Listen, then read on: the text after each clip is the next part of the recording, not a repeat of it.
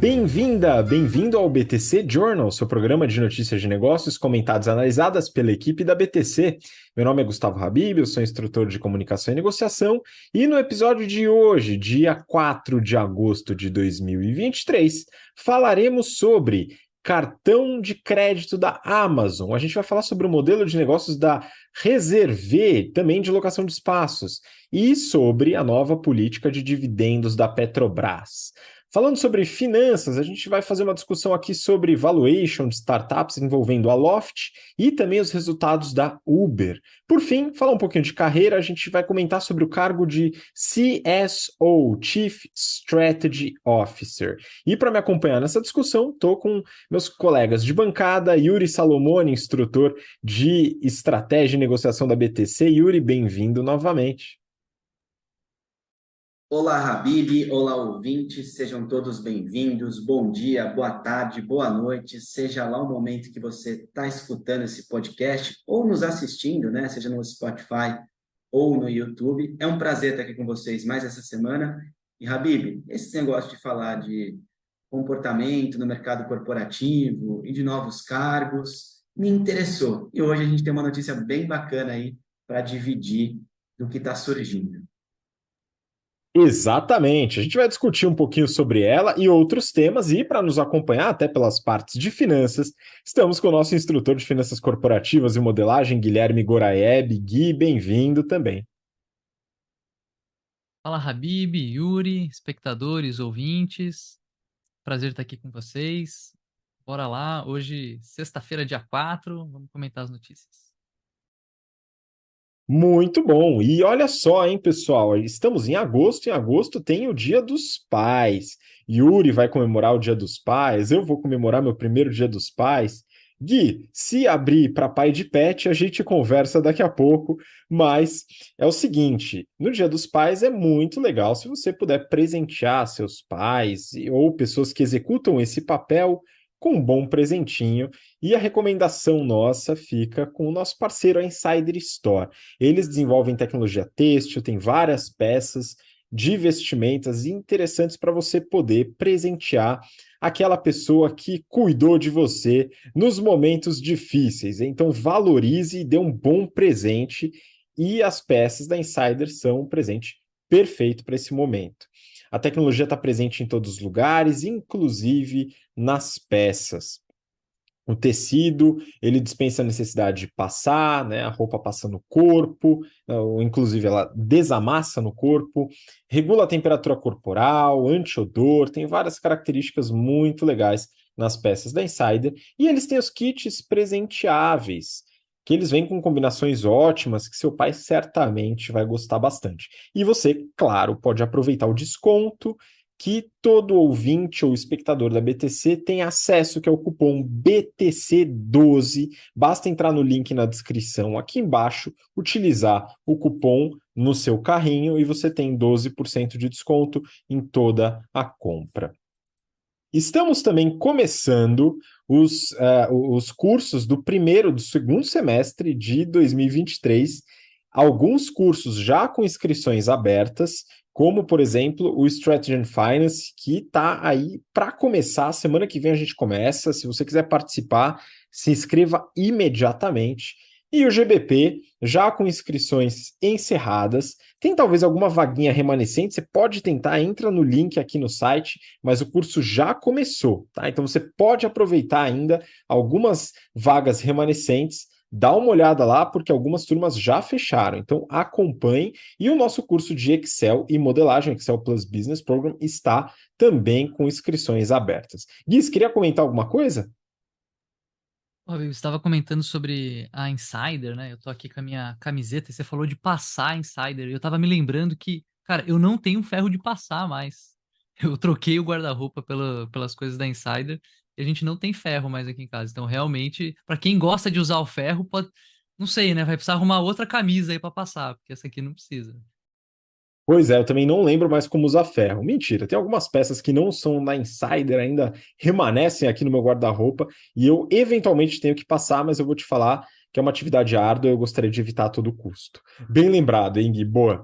Bom, vamos lá, a gente tem algumas notícias aqui para comentar E eu gostaria de começar justamente com o Gui para comentar essa notícia do Brasil Journal.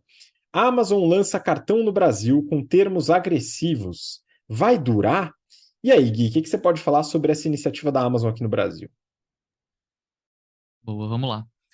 Aproveitando aqui, vale lembrar que o Renato soltou não é o Journal, né? O BTC Cast.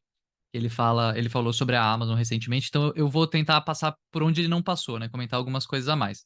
Em linhas gerais, dando aqui pro nosso ouvinte um pouco de contexto, o cartão da Amazon é um cartão bem interessante que ela tá falando, é o BTC News, boa.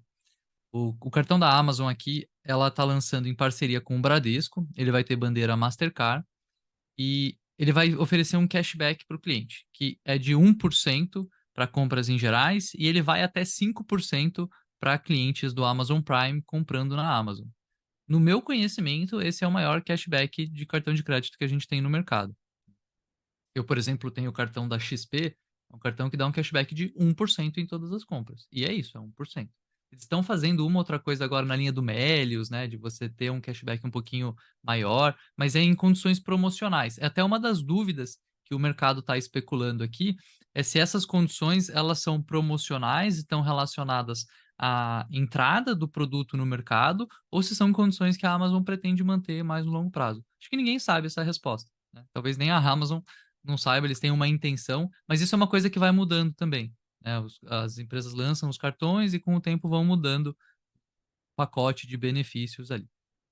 Bom, além disso, esse cartão ele vai permitir o parcelamento em até 15 vezes, então ajuda aí quem quiser fazer compras, seja na Amazon, seja fora, a esticar um pouquinho mais o cronograma de pagamentos, né? Vale lembrar que essa estratégia, ela não é uma estratégia muito nova, né? Não é uma grande inovação que a gente está ouvindo aqui, falar de empresa de varejo lançando o cartão de crédito. A gente tem vários exemplos no Brasil, Marisa, Magazine Luiza, Netshoes, todas essas empresas têm cartão. É um jeito do varejo, né, conseguir estimular ali as compras. O Renato aborda mais essa estratégia lá no cast. Tá? Mas a própria Amazon já faz isso nos Estados Unidos e faz isso faz tempo. Um cartão Visa Platinum para público em geral e cartão Amex para PJ. Vocês têm ideia de quando que a Amazon começou a fazer cartão de crédito nos Estados Unidos? Há quanto tempo faz que ela começou? Começo dos anos 2000, não foi? Exatamente. Faz mais de 20 anos que a Amazon lançou o cartão de crédito lá no mercado americano. Faz 21 anos atrás, em 2002, no final de 2002, para ser mais preciso, lá para novembro. Ela lançou um cartão Visa Platinum em parceria com o Bank One. Então, não é uma coisa super nova, né? Bom, recentemente eu já falei que eu não acho que a Amazon ganha dinheiro com o Prime no Brasil, e eu entendo que esse produto também carrega um risco grande de ter margem negativa, né? Por que que eu digo isso? Que geralmente, num cartão co-branded, a empresa vai ter algo como 1% das vendas daquele cartão. E ela está oferecendo isso para cashback em produtos de terceiros. Então, ela está saindo no 0 a 0 em produtos de terceiros. Na outra ponta, ela está oferecendo 5% de cashback para clientes Prime comprando na Amazon. E esse custo ela vai ter, né? Esses 4% de diferença aí vai ser um custo da Amazon nessas vendas. Então, vai ser como se ela estivesse dando um desconto para clientes Prime quando eles compram na Amazon utilizando o cartão dela. Ela vai estar diminuindo ali um pouquinho a rentabilidade das vendas, talvez uma contrapartida de estar aumentando o volume financeiro que ela vai ter ali no varejo.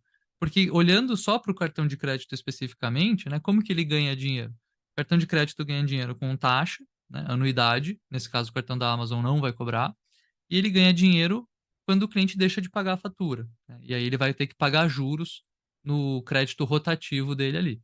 No Brasil, isso daqui é um baita negócio, né, para o banco, para a empresa de cartão de crédito, para o emissor, porque os juros aqui chegam a ultrapassar os 400% ao ano. A gente estava comentando mais cedo que a Selic acabou de baixar, né, para 13,25. Se você deixar de pagar a sua fatura de cartão de crédito, você pode pagar mais de 400% de juros ao ano. É um absurdo. Bom, mas mesmo assim, né, essa receita, ela é do banco emissor, ele que está assumindo o risco de crédito, né? Então isso vai ser do Bradesco. Então, não vejo como que a Amazon vai ganhar dinheiro com esse cartão, e acho que é por isso que os competidores estão questionando muito isso. É difícil entender como que ela vai ganhar dinheiro e até quando ela vai manter essa estratégia com esses benefícios tão interessantes, porque talvez, né, se ela manter isso por muito tempo, isso vai acabar provocando os concorrentes dela, os competidores, a fazerem algo parecido, fazerem algo similar, para também serem mais competitivos. Bom, assim, se algum ouvinte achar diferente, eu adoraria ouvir, né? Se alguém acha que a Amazon vai fazer dinheiro com esse produto do lado financeiro, eu gostaria de ver o comentário. Entra lá no nosso YouTube, coloca o seu comentário, e aí a gente pode voltar nesse tema no próximo Journal, tá? E para fechar aqui, Habib, eu confesso para vocês que eu tenho estudado ali o mundo das milhas, né? Pego vários cartões, acumulo milha, vejo o benefício, eu vou viajar emitindo passagem com milha, então tem um negócio muito legal ali que eu estudo, mas, cara, 5% de cashback é muito atrativo.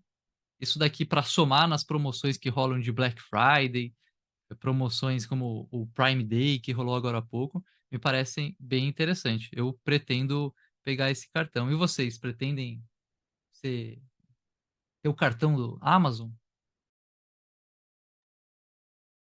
E aí, Yuri, vai atrás do cartão ou não? Habib, eu acredito aqui, Gui, que vai depender um pouco do objetivo de cada um de nós em ter esses cartões, né? Pô, o Gui acumula para milhas, para agora talvez tendo cashback no desconto, mas eu particularmente faço alguns investimentos na pessoa física, no mercado imobiliário, e para mim o crédito imobiliário é muito importante. E uma das análises que os bancos fazem com a gente é a nossa nota no Serasa, no cadastro positivo. E é lá uma nota potencial de 1.000, quanto mais perto de 1.000, melhor. E eu descobri há muito tempo atrás, para ser exato, uns 10 anos, que quanto mais cartões de crédito você tem, menor o seu score, menor a sua nota, e aí o potencial de risco seu é maior, logo, os juros cobrados pelos bancos, pelas partes que emprestam dinheiro imobiliário, para o financiamento imobiliário, ele onera mais você. Dito isso, eu tenho um único cartão de crédito há mais de 10 anos e eu não pego outro por nada.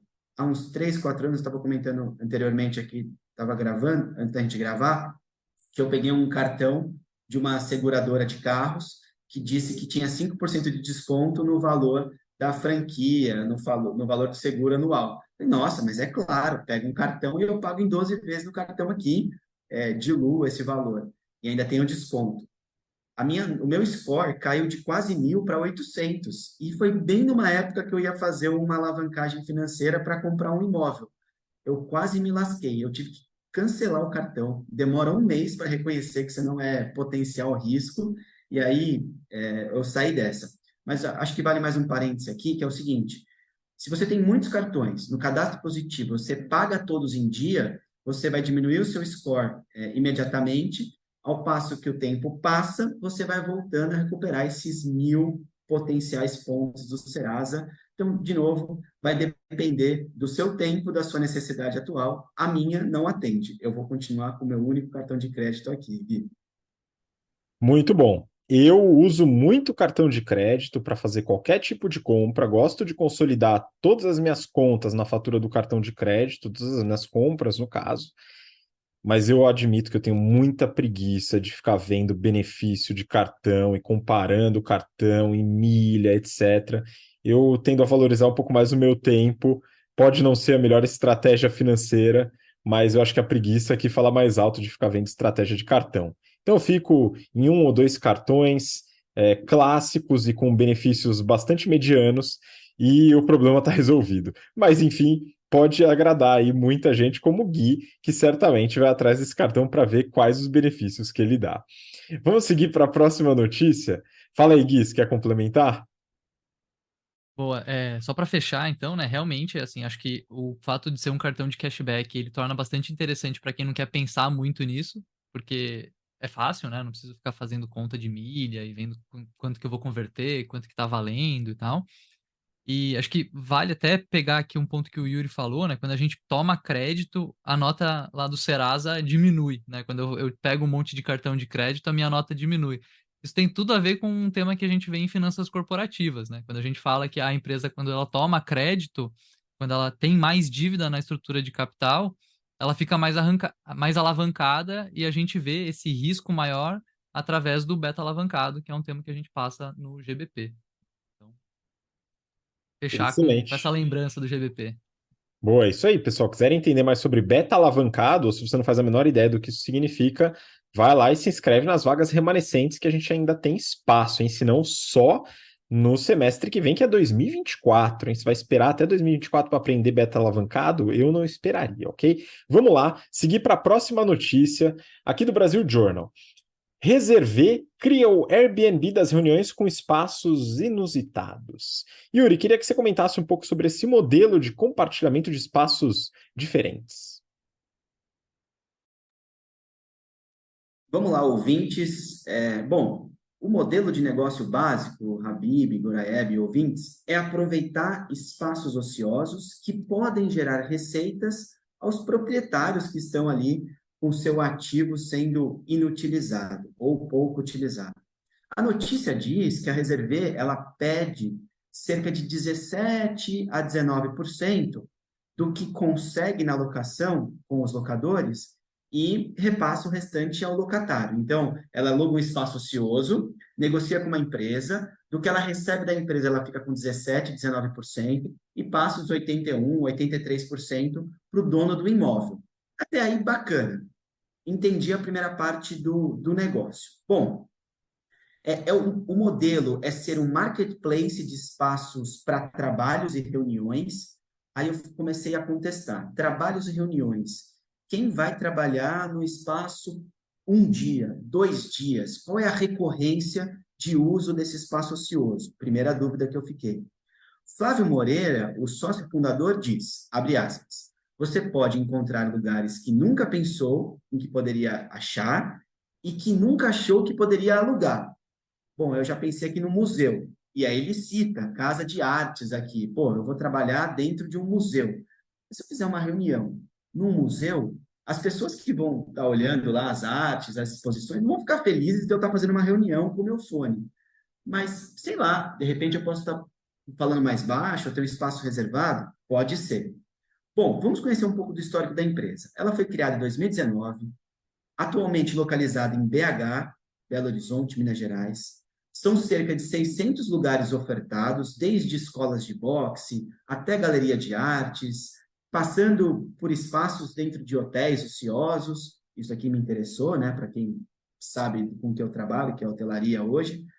Foram aportados por investidores 2 milhões, M de macaco, de reais. E até aqui, beleza, chegaram nesses números. Pretendem captar 20 milhões de reais para expansão, basicamente para São Paulo. Eles querem chegar a 29 mil usuários e a 1.900 lugares ofertados, ou seja, triplicar de tamanho com 20 milhões de reais aportados. Triplicar de tamanho com 10 vezes mais aporte. Essa conta temos que entender melhor. Eles querem gerar 1 milhão em reservas, 1 milhão de reservas, e atingir 67 milhões de reais em faturamento. Então, é isso que eles querem fazer com o dinheiro que pedem no mercado hoje. A gente já comentou bastante sobre o modelo da WeWork. A WeWork tem o Station, que é um modelo muito parecido, que no Brasil hoje tem cerca de 300 lugares ofertados, para espaços de locação nesse sentido, não necessariamente de lajes corporativas. O diferencial da Reserve, que eu identifiquei, é não estar restrito a esses lugares tradicionais de locação. Pegar um exemplo de São Paulo. Eu não vou locar uma laje corporativa, uma sala de reunião na Faria Lima, na Avenida Paulista. Eu vou para o interior, eu vou para áreas mais remotas da cidade, sempre usando espaços ociosos. Mas por quanto tempo esse lugar vai ficar ocioso? Será que o locador que tem por exemplo, uma academia de boxe, se ela está ociosa, muito provavelmente o custo dela não fecha, o valor dela não fecha. Não fechando, essa academia de boxe vai devolver para o locador. O locador não vai ficar muito tempo naquele espaço. Será que a Reserve tem no seu pipeline oportunidades de saber quanto tempo ela pode usar um determinado espaço? São spots, não é algo com receita recorrente. E se ela não usar, ela paga multa, ela reserva por qual período? Como é que é o modelo de contrato dessa locação? É só por uso? Não é? Olha, eu particularmente, conhecendo investidores do mercado imobiliário, gostam de receita recorrente, gostam de estar com o seu lugar locado, sem vacância. Eu contesto um pouco o modelo de negócio. A Reserve, ela quer fugir desses ambientes de trabalhos, já tem cases, por exemplo, de dinâmicas corporativas, de empresas que locaram cozinhas gourmets para colocar os executivos e, sei lá, fazer lanches, integrar as pessoas da empresa. Quem está 100% remoto pode fazer uma reunião nesses lugares, mas eu pergunto, na empresa que vocês trabalham, ouvintes, quantas vezes por ano há eventos para juntar todo mundo, para reunir as pessoas, para discutir negócios fora do ambiente comum de trabalho? Isso se você não trabalha 100% remoto. Seja no part-time, seja no híbrido, seja 100% presencial ou no 100% remoto, pela experiência que eu tenho, é muito caro fazer eventos num lugar específico uma vez, duas vezes no ano. E geralmente as empresas optam por, no final do ano, no alinhamento estratégico, fazer esse tipo de ação. Qual que é o mercado que a Reserve vai entrar? Não ficou muito claro para mim, mas eu não gosto de criticar ideias de empreendedores que tentam fazer um negócio. Eu torço para que dê certo e que seja respondida parte dessas perguntas, que eu também não tenho respostas. Gui, Habib, vocês tiveram experiências para modelos de negócio tais quais a Reserve colocou no mercado aqui, ou não? Acho que o Gui pode compartilhar com a gente também um pouco, né? Sobre alugar espaços para trabalhar, né? Eu que trabalho remoto, e aí tem essa proposta muito, muito forte, né? Vem aqui trabalhar num hotel, trabalhar num café, trabalhar. Cara, eu confesso que eu gosto de trabalhar em casa. Eu gosto de ter o meu lugar, com a minha tela, com a minha cadeira, as coisas tudo arrumadinha, que tem silêncio, tem, né? E encontrar a galera, né? Fazer um evento presencial, isso também acontece para quem trabalha remoto, mas assim, uma, duas vezes por ano você vai juntar a empresa, até porque é um baita custo. Então, alugar de maneira recorrente, eu não, não sou cliente dessa feature aí. Eventualmente eles nem esperam a recorrência, mas talvez um volume, várias empresas, vários eventos. A questão é a sustentabilidade do modelo de negócio, que é uma questão que o Yuri ponderou, né? A gente, claro, torce pelo sucesso aí do empreendimento, mas a gente tem que ter algumas perguntas respondidas. Quem sabe alguém da Reserve acompanhando aqui pode nos ajudar. A gente já levantou aqui modelos de negócio de algumas startups, onde founders ou pessoas que eram responsáveis por alguma operação da empresa nos ajudaram esclarecendo algumas dúvidas. Isso aconteceu com a Turbi lá no passado, então eu lembro do Luiz Bonini, um dos diretores ali da Turbi, que nos apontou o caminho ali, explicando bastante sobre algumas dúvidas que a gente tinha no modelo de negócio. Então já fica o convite aberto aqui para o pessoal. Vamos seguir para a próxima notícia, turma. A gente tem uma notícia aqui do Neofeed. Na Petrobras, política de dividendos saiu melhor do que o esperado. No BTC Journal, do dia 18 de maio, a gente destrinchou a nova política de preços da Petrobras. Eu não vou repetir aqui, o episódio está disponível, confere lá porque o assunto é fundamental para você. E por que que é importante, sendo que, sei lá, nem sou acionista da Petrobras? Primeiro, porque ela é uma empresa de economia mista, ou seja, é controlada pelo Estado brasileiro, do qual você faz parte. Segundo, porque ela tem mais de 90% do mercado de produção de petróleo e é a maior no mercado de refino também aqui no Brasil. Então, o que você paga no combustível do carro, o preço pago no ônibus, os caminhões que transportam sua comida, tudo isso tem a ver com a nova política de preços. Agora vamos falar sobre algo que também diz respeito a todos, que é a nova política de distribuição de dividendos. E aí você pode se perguntar também, pô, eu nem sou acionista, eu não recebo dividendos, por que que isso me interessa? De novo, a Petrobras, como empresa mista e com controle do Estado, uma parte relevante das ações são do Estado e se a empresa distribui mais ou menos dividendos, isso entra como receita para o Tesouro e contribui com aspectos de finanças públicas, como, por exemplo, a estabilidade da dívida.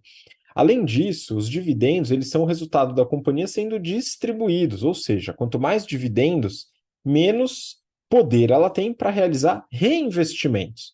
E o reinvestimento ele pode te afetar uma vez que ela pode seguir um direcionamento de fortalecer o mercado de energias renováveis, ou de fortalecer o refino, ou até de realizar desinvestimentos. Aí vai depender da diretriz estratégica da companhia.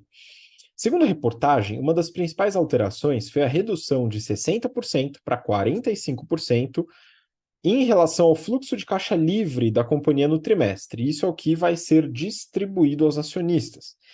E após a divulgação, as ações subiram. E por que subiram se em tese eles vão distribuir menos dividendos? Primeiro ponto é que as ações refletem expectativas. E uma mudança já tinha sido precificada pelos investidores. Parece que a redução foi menor do que a esperada. Segundo o Itaú BBA, com essa nova política, a distribuição ainda deve ficar acima da média do setor. Já o BTG Pactual foi menos esperançoso, disse que, mesmo não sendo tão ruim quanto poderia, também não foi tão boa quanto eles esperavam. Claro, não dá para agradar todo mundo.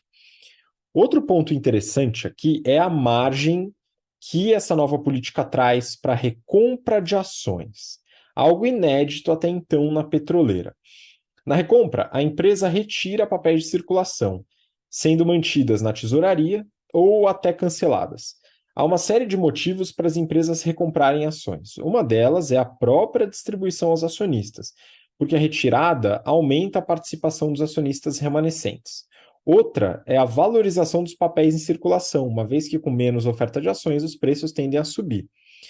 Um terceiro motivo é driblar a taxação de dividendos. Uma vez que a ação é recomprada, ela não vai distribuir os lucros referentes àquela ação, mas ainda assim vai adicionar valor ao acionista. Diversas petroleiras já realizaram a recompra de ações ao redor do mundo, e esse era um dos objetivos mapeados. A não ser que o board da Petrobras tenha informações privilegiadas sobre uma eventual cobrança de imposto sobre dividendos, não é o motivo da Petrobras, uma vez que o Brasil não tributa dividendos. Aparentemente, a ideia da recompra de ações é que ela passe a ser uma estratégia sistemática.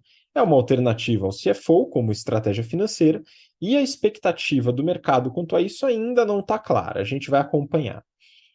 Falando sobre os números relacionados à Petrobras, eu comentei naquele episódio, não vou repetir, mas lá eu tinha comentado sobre o fluxo de caixa livre de 2022, que havia sido de 206 bilhões de reais.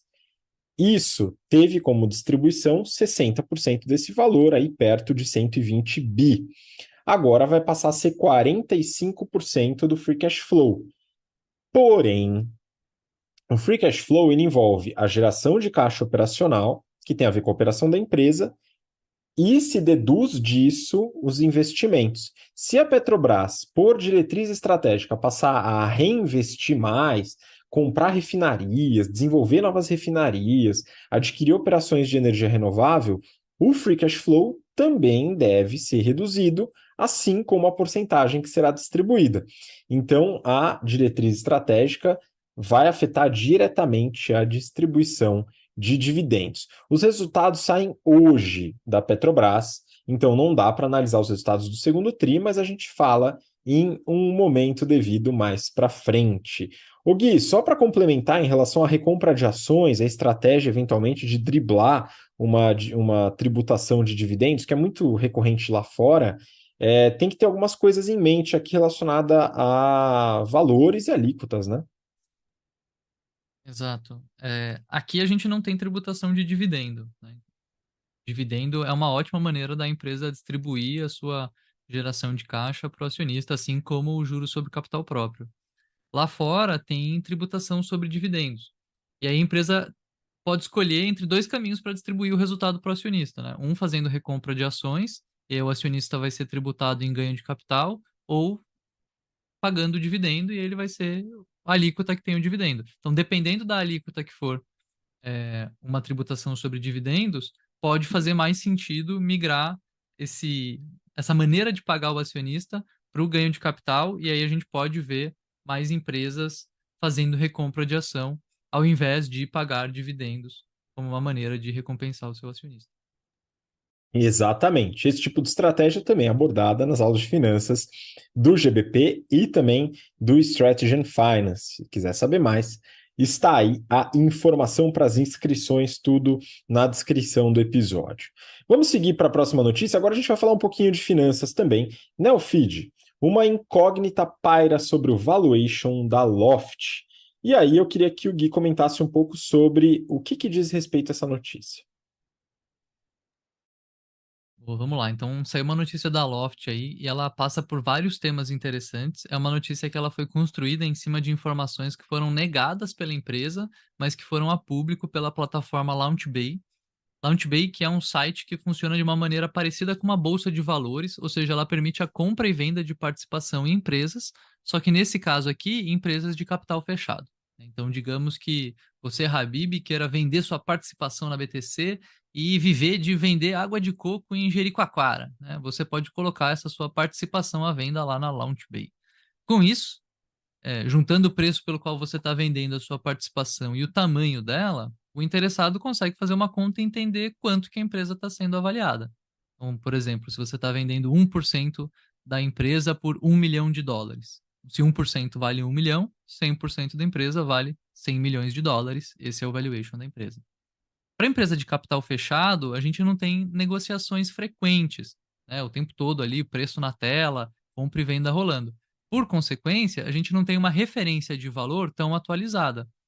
Oficialmente, a última rodada da Loft foi fechada em março de 2021, quando eles levantaram US$ 525 milhões a um valuation de 2,9 bilhões. Então aí a gente está vendo, isso foi faz 2 anos. 2 anos e mais um pouquinho, março de 2021. Desde então, não teve uma outra rodada de equity, então a gente não tem o preço atualizado da empresa. Bom, outro elemento que a gente precisa explicar para entender a notícia é o SAFE. SAFE é um instrumento de investimento que funciona sem a definição de um valuation no ato.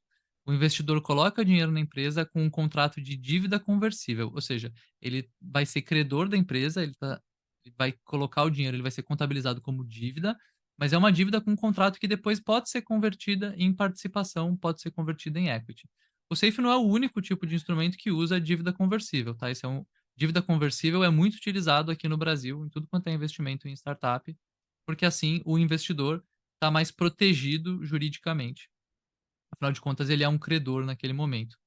Só vai converter a participação dele em equity quando for interessante fazer isso. No contrato de SAFE, o investidor coloca o dinheiro agora, mas só vai receber a participação no futuro quando a dívida for conversível. Quando a dívida for convertida, nesse momento, existem dois parâmetros importantes que impactam essa conversão. Um deles é o percentual de desconto definido e o outro é o teto de valuation, chamado de valuation cap. Então, dando um exemplo aqui. Vamos dizer que a BTC vai captar recursos para fazer uma grande expansão. A gente vai fazer uma rodada de US$ 10 milhões via um contrato de SAFE e o investidor pode colocar dinheiro com desconto de 20% e um valuation cap de US$ 100 milhões. No ato que o investidor coloca esse dinheiro, ele não sabe qual que vai ser o percentual da empresa que ele vai ter. Na próxima rodada, e aí o SAFE depende do valuation da próxima rodada. Tá?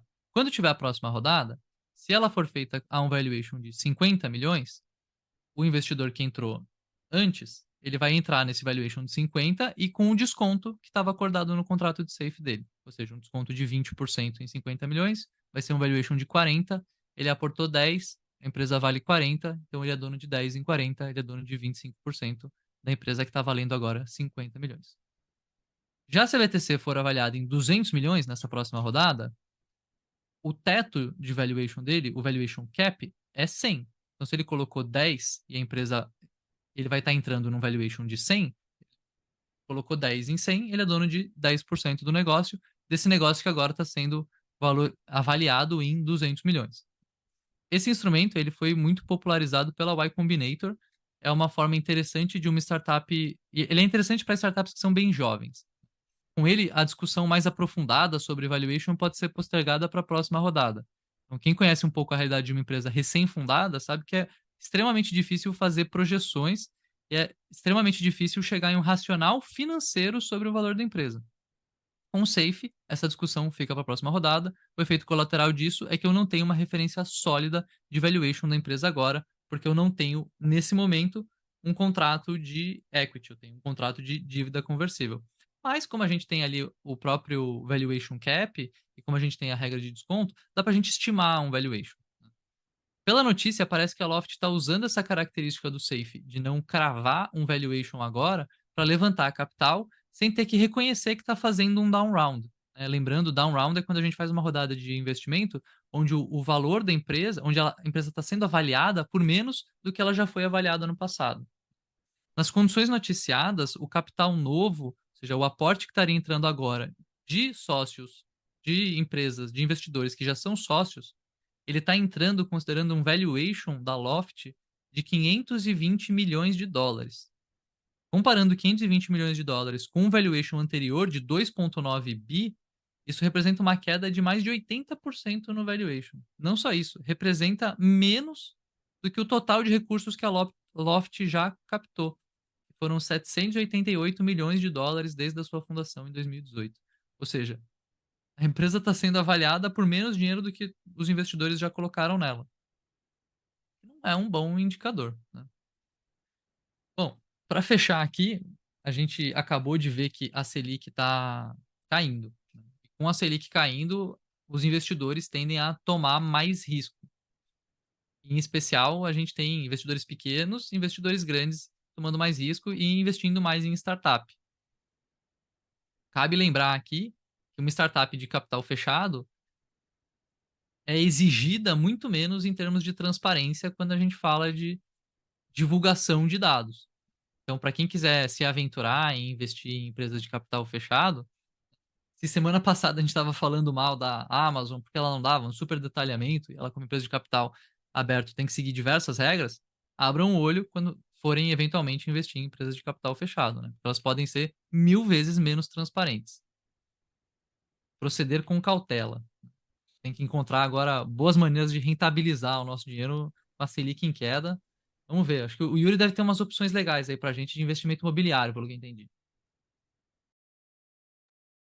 O Gui, eu particularmente gosto bastante do investimento imobiliário, cara. A gente pode falar isso fora do ar aqui, e os ouvintes que quiserem bater um papo sobre isso, me coloca à disposição também. Muito bom. Agora o Gui levantou a bandeira que é muito importante ter cuidado na hora de investir em empresas de capital fechado. Você tem que realmente ter alguma cautela adicional. E se você quer um exemplo da importância dessa cautela, dá uma olhada no caso da Theranos. Theranos, busca lá, pode procurar pelo nome da fundadora, Elizabeth Holmes, e você vai dar uma olhada no problema que você pode encontrar. Não que toda empresa tenha esse tipo de problema, eu não falei isso. Muito importante vocês entenderem que eu não falei isso, hein, pessoal? Mas dá uma olhada no caso que é ilustrativo, ok? Vamos para a próxima notícia?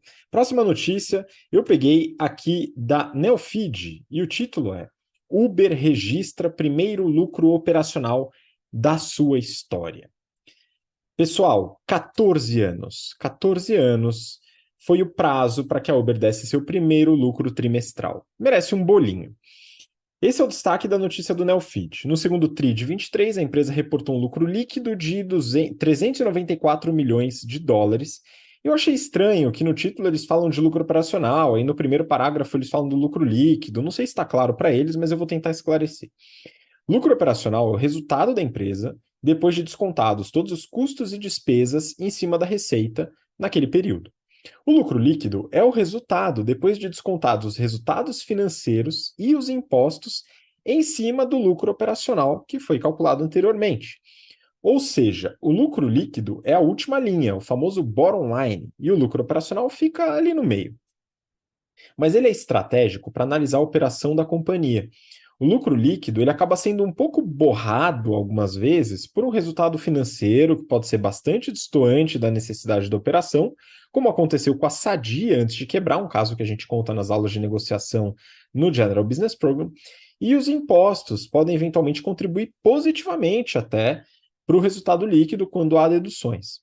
Voltando à Uber, o CEO, Dara Khosrowshahi, explica que os resultados se mostram através da alta demanda, principalmente de viagens na parte de mobilidade, e do controle de custos. O número de usuários aumentou 12% no período, que é um número bom. E como já era de se esperar, as ações caíram depois da divulgação. Sempre que uma empresa de tecnologia dá lucro, as ações caem, porque os investidores têm uma expectativa absurdamente irrealista quanto ao potencial da empresa de tech e se decepcionam com o resultado real. Mas isso é uma outra conversa polêmica, da qual eu gosto bastante de participar, mas que pede um evento presencial como um BTC Reunion que vai rolar no final do ano. Vamos dar uma olhada nos resultados, depois eu vou para o comentário final. A empresa teve uma receita de 9,2 bi de dólares no segundo TRI, um aumento de 14%, pouco mais de 14%. Regionalmente, a receita Estados Unidos e Canadá subiu só 4%, ou seja, está bem estável lá, mas nas outras regiões subiu mais de 30%. A divisão de mobilidade, ela cresceu quase 38%, chegando perto de 4,9 bi. Delivery aumentou um pouco menos de 14% e a parte de fretes caiu 30%, ou seja, eles estão focando bastante nas divisões de mobilidade e delivery. O lucro operacional foi positivo, de fato, como diz a reportagem, em 326 milhões de dólares, algo inédito para a companhia. O EBITDA ajustado já tinha sido positivo, mas é um resultado ajustado, não contábil. Foi de 364 no segundo TRI de 22 e passou a 916 milhões no segundo TRI agora de 23. E mobilidade contribui positivamente para esse EBITDA ajustado bem relevante. Quando a gente fala de geração de caixa, a empresa gerou caixa, quase 1,2 bi de caixa gerado, que é um resultado também inédito em geração de caixa. Ainda assim, a Uber está com prejuízo acumulado de 32,5 bi de dólares, ou seja, para ela poder recuperar esse prejuízo, vai precisar, nesse patamar de lucro, uns 30 anos. Mas aqui vale comentar algo para vocês. Eu devo admitir que eu estava errado. Eu apostei que a Uber nunca daria lucro. Ela deu, então eu errei. Claro, ela pode vir a dar prejuízo no acumulado do ano e tal, mas deu no trimestre e eu achei que não daria. Isso não quer dizer que eu já admito que eu errei quanto ao modelo de negócios não ser sustentável. Eu ainda preciso ser convencido de que ele pode ser sustentável, porque eu acredito ainda que não. A minha análise sobre a sustentabilidade da Uber depende de dois fatores fundamentais. O primeiro é a criação de empregos. A Uber cresceu na rabeta da crise de 2008, com alto índice de desempregos, e ela surgiu como um empregador de última instância. Estou desempregado, preciso pagar boleto, eu vou dirigir aqui um carro através do aplicativo da Uber. Pelo que eu tenho visto em várias regiões do mundo, o investimento público está muito direcionado à indústria, serviço, tecnologia, o que pode reduzir a quantidade de motoristas à disposição, reduzindo essa necessidade do empregador de última instância como a Uber. Esse é o primeiro ponto. O segundo fator é o planejamento urbano e transporte público. E aí eu queria passar a bola para o Yuri comentar um pouco, porque a gente faz essa análise dentro das aulas de estratégia. Yuri, como que o transporte público, a dinâmica de transporte público pode afetar a Uber, por exemplo? Habib, uma empresa para crescer, ela precisa saber o mercado que ela está e principalmente o que ela pode ter de anseio. Então, quando eu penso na Uber, quanto que a Uber pode ser rentável? Quanto ela pode cobrar pela corrida? Tem um limite, que é o concorrente, o preço do taxista no Brasil, por exemplo, e um segundo muito importante, que é o transporte público. Se o lugar que a Uber opera, eu tiver um transporte público desenvolvido, tal qual estão desenvolvendo em São Paulo, com várias novas linhas, expansão das linhas de metrô. Tem agora a expansão da linha verde na Zona Leste, saindo da Paulista, chegando na Anália Franco, que é um lugar que não tem um metrô muito perto, por exemplo, que é um lugar que eu passo e conheço. Eu sou uma pessoa que vou deixar de usar Uber para sair da Zona Leste e ir para Faria Lima e vou usar o metrô. Então, este limite é importante, que é o subsídio do governo para com o transporte público. Então, a gente sabe que hoje uma passagem de ônibus e metrô em São Paulo está algo em torno de R$ 4. Isso porque é subsidiado pelo governo. Se não fosse subsidiado, seria muito mais caro que isso. E o governo investe dinheiro no transporte público e isso limita um pouco o quão rentável pode ser a Uber, pode ser a empresa com este modelo de negócio. Então, assim, pensando estrategicamente, a gente analisa isso nas aulas de estratégia empresarial, isso faz parte das 5 forças de Porter. Então, uma barreira de entrada, uma barreira de saída desses negócios. No caso da Uber, é uma barreira de entrada no transporte. Eu tenho um limite, que é um competidor, que tem um caminhão de dinheiro, que é o imposto que a pessoa paga, que nós pagamos para subsidiar o transporte público. Yuri, por que o governo subsidia o transporte público? Basicamente, porque há estudos que provam que quanto mais pessoas circulando, mais consumos no trajeto dela, seja do início ao fim desse trajeto, mais economia rodando, mais consumo, mais imposto.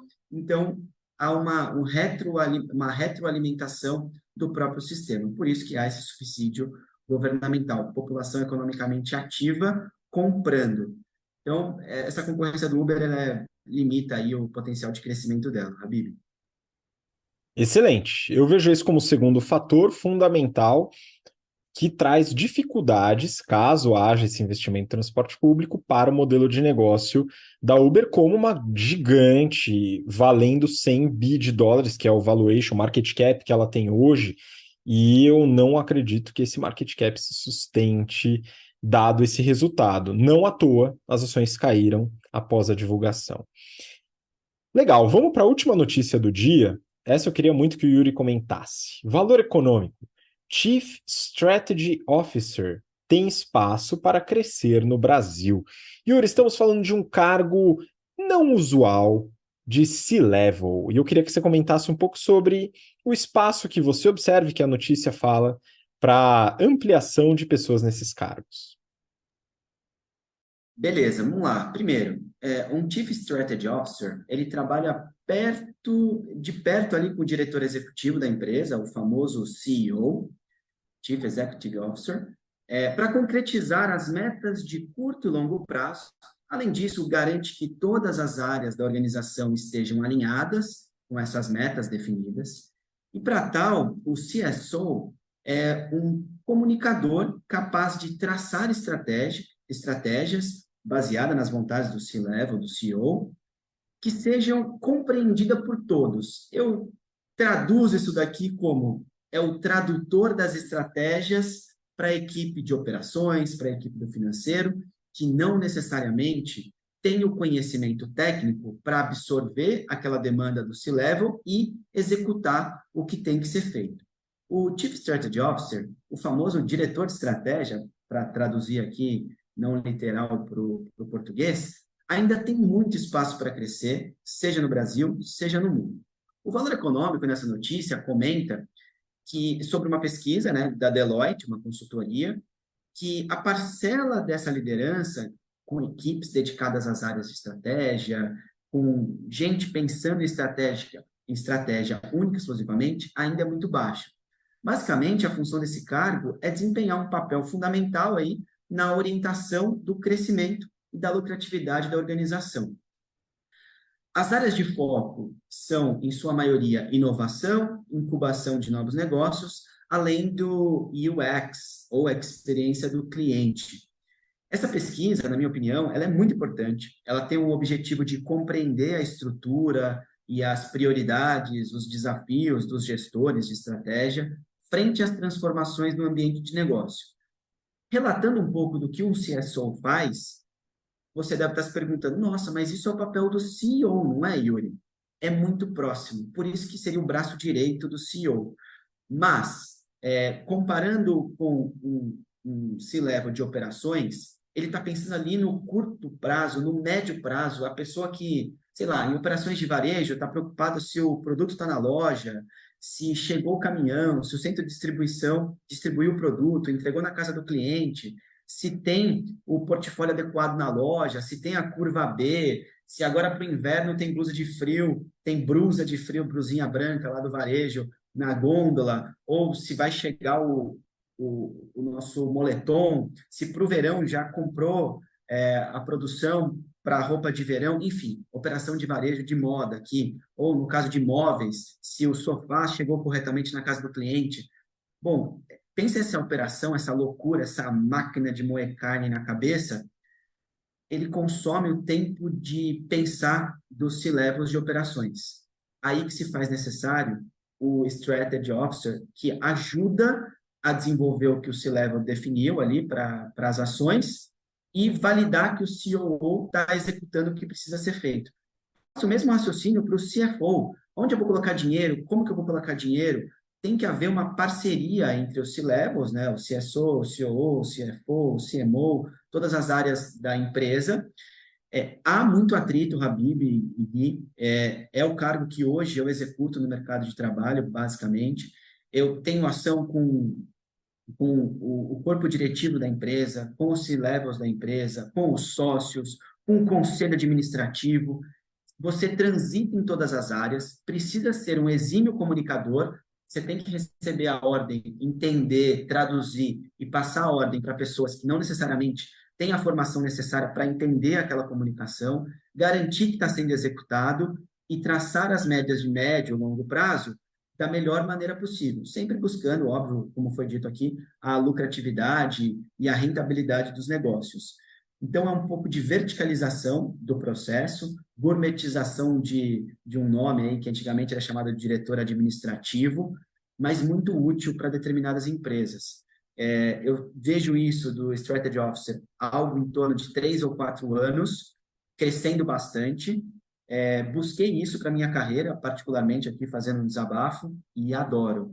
Eu falo com o mercado, eu falo com fornecedores estratégicos, eu passo o recado para dentro da empresa. Qual que é o problema? O problema não, a oportunidade, talvez, eu tenho informações de todas as áreas, do bom e do ruim que acontece, e eu tenho que tomar muito cuidado com informações estratégicas não serem divulgadas de maneira errada e que a mensagem não tenha ruídos, né? Que as pessoas entendam o que de fato a empresa quer. Eu viro um tradutor de negócios para a empresa. Muito bacana o cargo. Quem quiser conversar sobre isso também, estou super à disposição. Mas para vocês, Gui, Habib, o que vocês veem desse movimento aí de mercado em relação aos novos CSOs? Eu vou depois, para a gente finalizar, colocar um ponto que eu já tinha comentado com vocês antes da gente gravar, mas o Gui tem um ponto adicional que eu não tinha pensado sobre, que eu acho que é relevante na hora da empresa pensar se ela implementa esse tipo de função.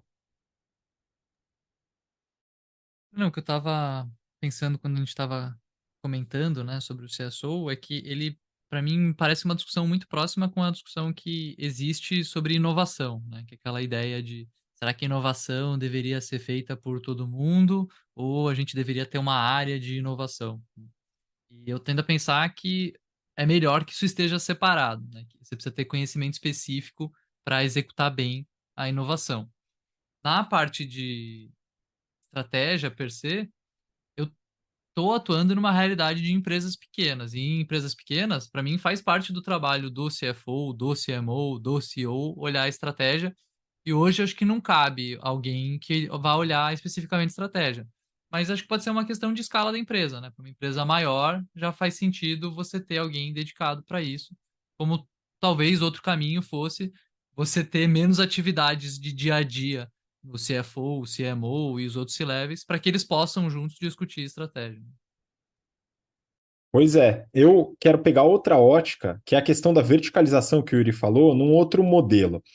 As empresas grandes, aqui, saindo um pouco da realidade do Gui, das empresas menores, startups e growth, indo para empresas mais consolidadas, principalmente indústrias, é muito comum a contratação de consultorias estratégicas. Inclusive, a carreira em consultoria estratégica é algo muito desejado pelos jovens talentos e muitos dos nossos alunos e alunas desejam esse tipo de carreira porque realmente atua no dia a dia da estratégia core da empresa, com as altas lideranças, e isso, como carreira, é algo realmente que traz uma maturidade a uma velocidade alta, vamos dizer assim. Agora, a empresa muitas vezes não avalia a possibilidade de verticalizar essa frente. Eu trabalhei muito com decisões de make or buy dentro da indústria, sendo se deveria fabricar ou só deveria comprar, terceirizar aquela fabricação. E aqui a gente trata de uma decisão semelhante na contratação de consultorias estratégicas.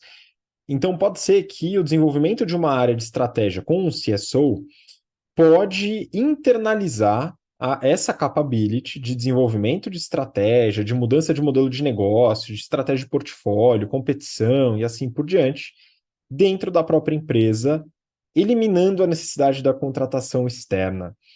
Isso é algo que a empresa vai ter que avaliar se isso é importante, se é importante ter um consultor externo para trazer uma visão de fora, ou se ela consegue desenvolver isso dentro da sua própria estrutura. Nós temos um cliente que é a Bayer, que é uma grande indústria, que tem uma área de estratégia dentro da própria empresa que atende a diversas áreas, então ela, de certa forma, internalizou isso.